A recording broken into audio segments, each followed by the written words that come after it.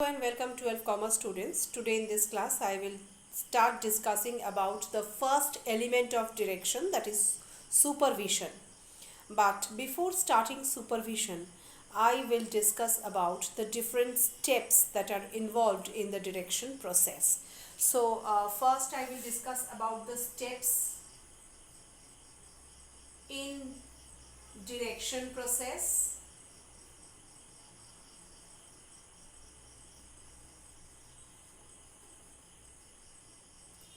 That is the steps that are involved in the direction process one by one, and then I will start discussing the first element, supervision. So let's get into the topic without any delay. The first step of this direction process is issuing orders and instruction to the subordinate. So direction starts with issuing orders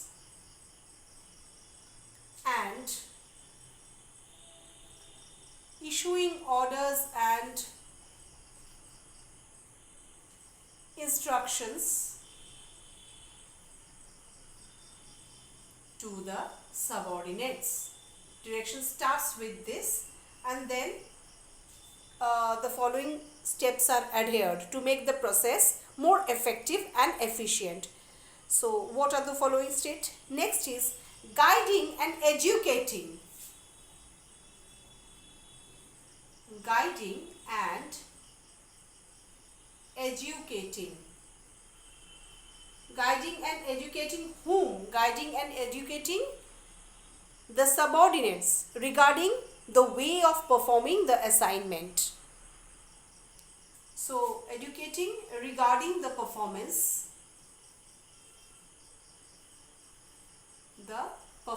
that is to be set.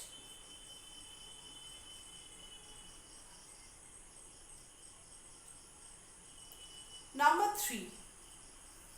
Next step that is adhered is motivating constantly the subordinates to work wholeheartedly towards the achievement of the desired result.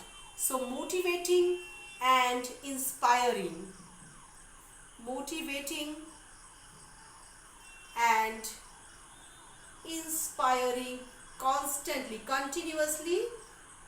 The superior needs to motivate and inspire and influence the subordinates to work properly in the desired manner so that the goals can be achieved. Next is supervising and checking the work being performed. So next comes the supervision. Supervising and checking. Supervising and checking the performances. My next topic of today will be based on this supervision, but this is the fourth part of the direction process. The fourth step to be followed, that is the work to be performed, is to be supervised and checked continuously. Next step after this is ensuring that the performance of the subordinate confirms the plan according to the predetermined standards. So ensuring the performance, that it is okay, the performance is okay, that means ensuring the performance, whether it has been done perfectly or correctly or not. So that is to be ensured. That will come in number 5. Number 6 is communicating with subordinates to create manual understanding as well as a good teamwork. So number 6 is communicating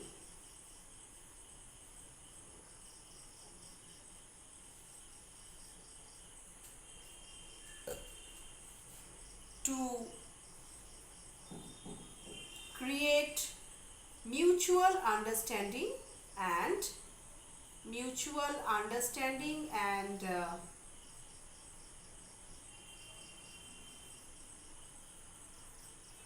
set up a teamwork. So I am writing only teamwork over here. all these you will get through the PDF that is to be provided with the video. If you see a description box, go there and click the link to get the written notes of all these videos that are being made. So please see that ensuring the performance and then communicating and creating a mutual understanding to build up a good teamwork. Next comes the maintenance of discipline. Number 7 is maintenance of discipline.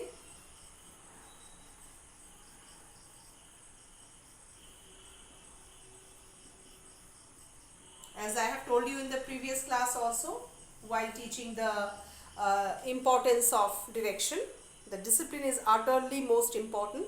And then follow up.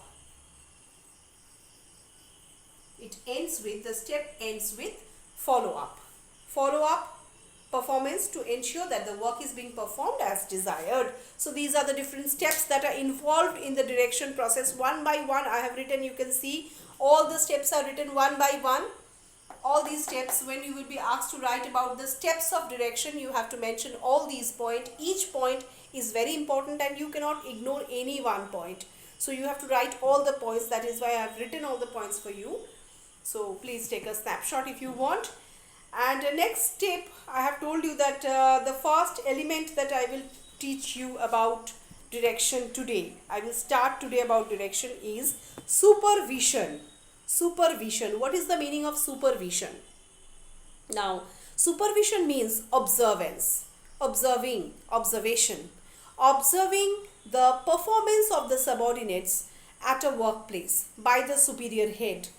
Supervision ensures the subordinates are working as per the plans and the programs that is to be set up, that is already being set up by the management. Whether they are working according to that set plan or not. So checking them is called supervising or supervision.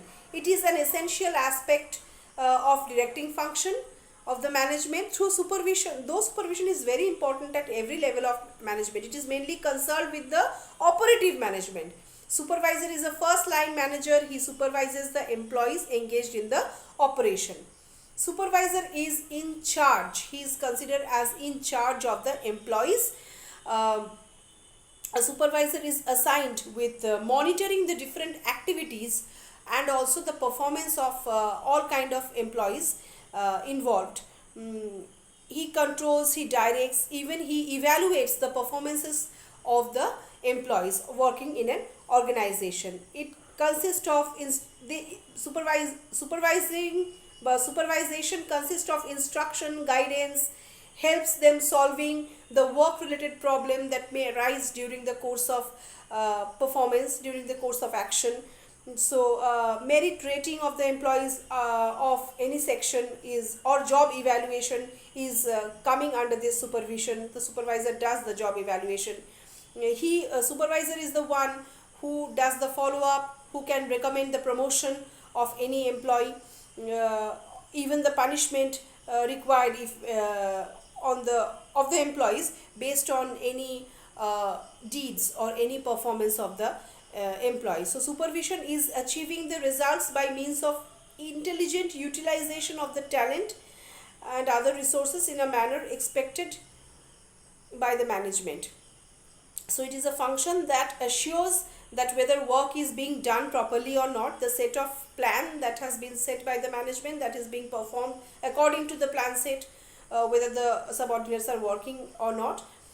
Supervisor acts as a mediator between the employees of the higher level and the employers of the higher level and employees of the lower level. He acts as a mediator.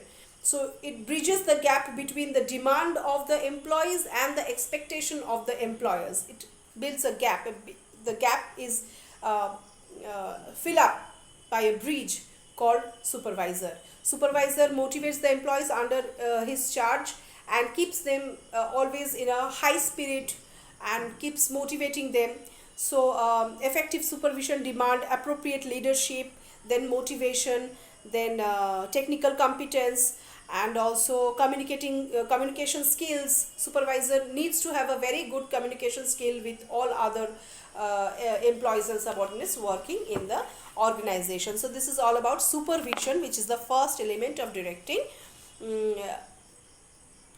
a good qualities, a good supervisor has certain qualities, and that I will discuss with you in my next segment, that is in my next video. Till then, goodbye.